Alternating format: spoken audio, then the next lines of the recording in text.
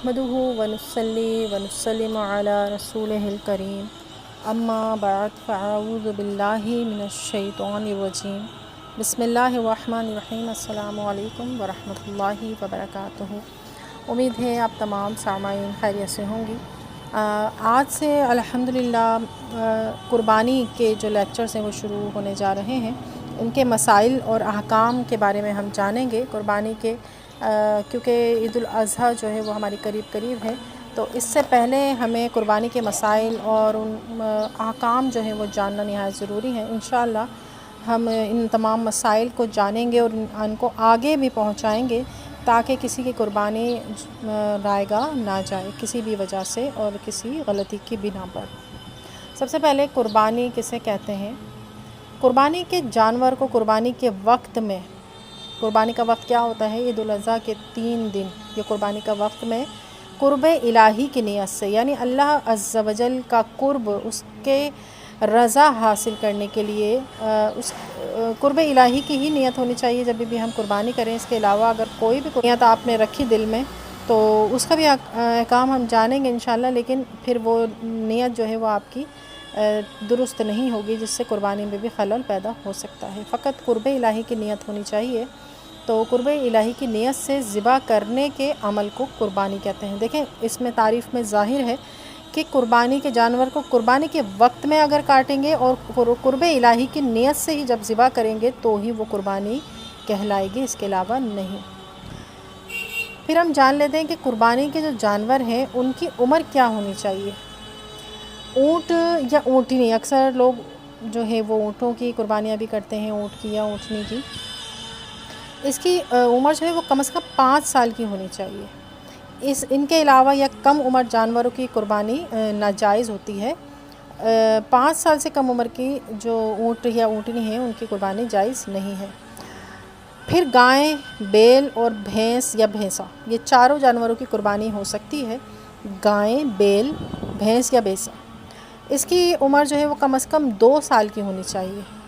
और इनसे ज़्यादा उम्र वाले जो होते हैं उनकी कुर्बानी अफजल व औला है, लेकिन कम से कम उम्र बताई गई है कि 2 साल की तो लाजमी होनी चाहिए। इससे कम की जो है वो कुर्बानी नहीं होगी, कम से इसके 2 साल से कम की जानवर नहीं होना चाहिए। उसके बाद खसी व गैर खसी बकरा, बकरी, दुम्बा, दुम्बी, नर व मादा और भेड़, ये तमाम देखें, भेड़ के भी नर और मादा दोनों बताया गया है, और बकरा, बकरी, दुम्बी, दुम्बा सब के बारे में इसकी उम्र जो इन तमाम जानवरों की उम्र कम से कम 1 साल की होनी ही चाहिए।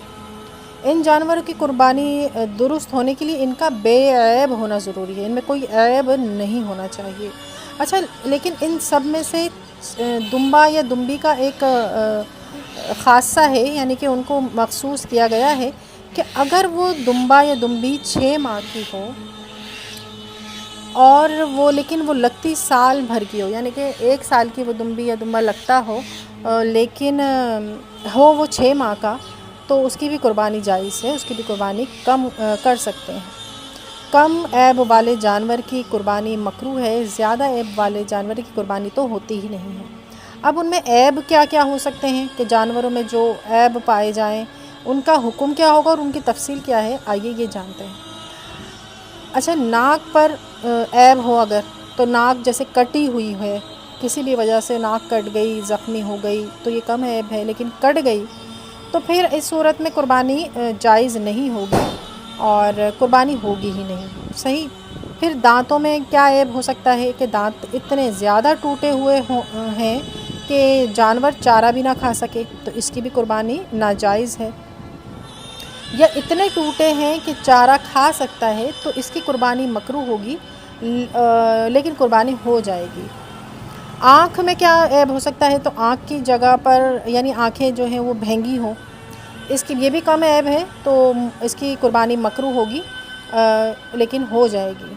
सींग जो होते हैं, ये अक्सर मसला दरपेश आता है कि सींग के ऐब अगर हों, एक या दोनों जड़ से टूटे या काट दिए गए हों, तो जड़ से टूट गए हों या किसी ने काट दिए हों, बिल्कुल जड़ ही से निकाल दिए गए हों, तो फिर इसकी कुर्बानी नहीं होगी, ये नाजायज़ होगी। اور اس کے علاوہ ایک یا دونوں جڑ کے اوپر سے ٹوٹے ہوئے ہوں یا کاٹ دیے گئے ہوں، یعنی کہ جڑیں موجود ہوں، تو پھر اس کی قربانی کیا ہوگی؟ مکروہ ہوگی، لیکن ہو جائے گی۔ اور اگر ایسا جانور ہے کہ جس کے سینگ نکلتے ہی نہ ہوں سرے سے قدرتی طور پر، اس کی قربانی جو ہے وہ بلا کراہت جائز ہے۔ پھر کان، کوہان، دم، چکی، ان میں اگر کوئی عیب ہے، جیسے سرے سے کان نہ ہوں یا یہ چیزیں 1/3 سے زیادہ کاٹ دی گئی ہوں، جیسے کان کے اگر 4 حصے کر دیے جائیں تو اس میں سے ایک حصہ جو ہے وہ نکال دیا جائے، تو 1/3 سے زیادہ کاٹ دیے گئے ہوں تو یہ قربانی ناجائز ہوگی۔ لیکن 1/3 سے کم کٹے ہیں یا چیرے گئے ہیں یا 1/3 سے کم سوراخ کیا گیا ہے، پھر اس صورت میں قربانی ہو تو جائے گی، لیکن مکروہ ہوگی۔ اچھا، یہ چیزیں سالم ہیں لیکن بہت چھوٹی چھوٹی ہیں۔ بعض اوقات یہ ایسا ہوتا ہے قدرتی طور پہ کہ یہ چیزیں ہوتی تو ہیں لیکن بہت چھوٹی چھوٹی ہوتی ہیں، تو اس صورت میں ہو جائے گی قربانی بلا کراہت، کیونکہ وہ قدرتی طور پہ ایسا ہے۔ پھر تھن میں کوئی مسئلہ ہے، کوئی عیب ہے، جیسے بکری کا ایک یا دونوں، گائیں بھینس کے 2 یا زیادہ خشک ہو گئے ہیں، تو اس صورت میں بھی قربانی ناجائز ہوگی۔ اور گائیں بھینس کا ایک تھن خشک ہو تو اس صورت میں ناجائز تو نہیں ہوگی، مکروہ ہوگی، لیکن قربانی ہو جائے گی۔ اچھا، پاؤں میں کیا عیب ہے کہ ایک بھی کاٹ لیا گیا ہو، ایک پیر کاٹ لیا گیا ہو، یا اتنا لنگڑا ہے کہ چل کر قربانی کی جگہ تک بھی نہ جا سکے، یہ بھی ناجائز ہے۔ پھر جلالہ، جو صرف غلاظت کھاتا ہے، یہ ایک قسم کا نام ہوگا کہ جانور جو ہوتا ہے وہ صرف غلاظت کھاتا ہے، اس کے بدن میں اور گوشت میں بھی بدبو پیدا ہو جاتی ہے، تو ایسے جانور کی جو قربانی ہے وہ ناجائز ہے۔ بدن اور دماغ میں اگر کوئی عیب پایا جائے، جیسے بہت کمزور کہ ہڈیوں میں مغز نہ رہے، پاگل ہو جانور کہ چارہ بھی نہ کھا سکے، تو پھر اس صورت میں بھی قربانی ناجائز ہے۔ اور خنثی جو جانور ہوتے ہیں جن میں نر و مادہ کی دونوں علامتیں ہوتی ہیں، اس کی بھی قربانی ناجائز ہے۔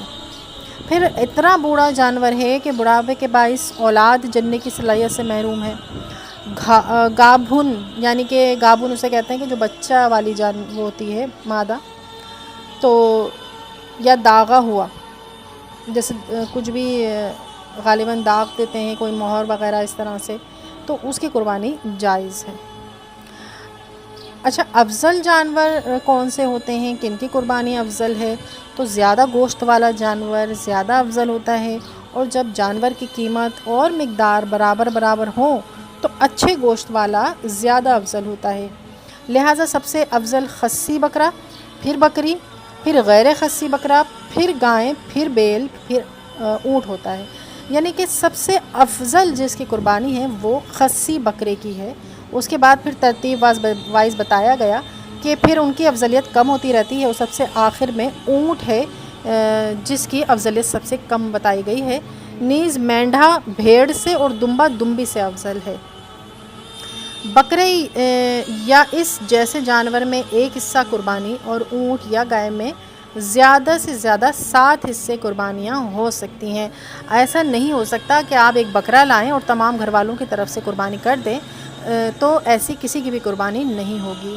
ایک شخص کی قربانی یعنی ایک حصہ جو ہوتا ہے صاحب نصاب جو ہوتا ہے، اس ایک شخص پر فقط ایک ہی بکرا جو ہے وہ قربان کیا جا سکتا ہے اس کے لیے، جبکہ گائیں یا بھینس وغیرہ اونٹ میں جیسے بتایا گیا تو اس میں 7 حصے ہو سکتے ہیں، یعنی 7 لوگوں کی الگ الگ قربانیاں وہ ایک حصہ لے کر سکتے ہیں۔ لہٰذا ایک بکرے میں صرف ایک ہی فرد کی قربانی ہے، جبکہ ایک اونٹ یا گائیں کو 2، 3، 4، 5، 6 یا حد سے زیادہ 7 افراد کی قربانی ہو سکتی ہے۔ زیادہ کی قربانی کی تو پھر ان کی بھی قربانی نہیں ہوگی۔ اب یہاں پر جانوروں کے جو عیب ہوتے ہیں ان سے متعلق چند مسائل آپ کو بتائے جا رہے ہیں تاکہ ان سے بھی آپ کو آگاہی ملے کہ ذبح کرنے سے پہلے جانور کا عیب اگر ختم ہو جائے، جیسے ایسا زخم تھا کہ پیر میں اس سے چلا نہیں جا رہا تھا، اور وہ اپنی چرنے کی جگہ پر یا اس سے بالکل بھی چلا نہیں جا رہا تھا، یعنی اس قسم کا عیب تھا، لیکن اب کیا ہوا کہ قربانی کے جیسے جیسے دن قریب آئے اور وہ عیب جو تھا یعنی زخم جو ایسا تھا اس کا وہ صحیح ہوتا گیا، اور پھر قربانی کے وقت وہ اپنی جہاں پر قربانی اس کو کرنا تھا وہاں تک وہ چل کر گیا، تو پھر یہ اب اس کا عیب ختم ہو گیا، اب اس کی قربانی جائز ہو جاتی ہے۔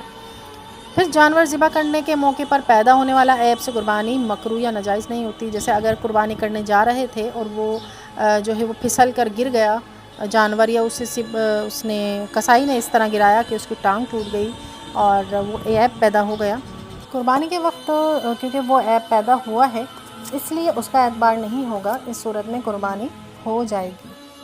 پھر اس کے بعد چند اور مسائل ہیں جو آپ کو اگلے لیکچر میں انشاءاللہ ہم بتائیں گے. اب ان کو آپ خود بھی بغور سنیے گا لیکچرز، اور خاص باتیں نوٹ بھی کر لیجئے گا، اور اس کے علاوہ اسے دوسروں تک بھی ان لیکچرز کو پہنچائیے گا، کیونکہ اب جو ہے ہمارے قربانی کے دن آ رہے ہیں. تمام جو بھی صاحب حیثیت ہیں جن پر قربانی واجب ہے، تو ان کا ان مسائل کو جاننا سیکھنا نہایت ضروری ہے، سمجھے ان پر فرض ہے. کیونکہ جو جس حیثیت کا حامل ہوتا ہے اس پر پھر اس کا علم حاصل کرنا جو ہے وہ فرض ہو جاتا ہے. تو تمام بہنیں اس کو اچھے سے سیکھیے اور اس کو دوسروں تک بھی پہنچائیے. دعا میں یاد رکھیے گا. السلام علیکم ورحمۃ اللہ وبرکاتہ.